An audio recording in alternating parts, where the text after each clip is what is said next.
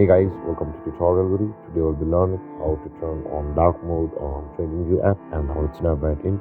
Now to turn on the dark mode on TradingView app, first open up your TradingView app on your phone. And after opening your TradingView app, you can see the menu icon at the bottom right corner of the screen. Tap on there. When you land on this interface or on this panel, at the top right corner of the screen, there is a settings icon. Tapping, you can see. Tap on the settings icon at the top right corner of the screen, and you can see over here where it says the theme and it says the system. You can tap on the theme button over here, and you can see either it has the mode to turn on light mode, dark mode.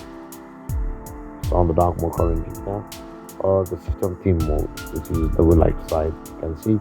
So this is the method to turn on the dark mode or the dark theme on your TradingView app, and you can tap on it. And with that being said, guys, this is how to turn on dark mode on TradingView app. And if you have any confusions or questions regarding the topic, feel free to comment in the comment section below, and don't forget to like, subscribe, and hit that bell icon for more videos. Thank you for watching, guys. Peace.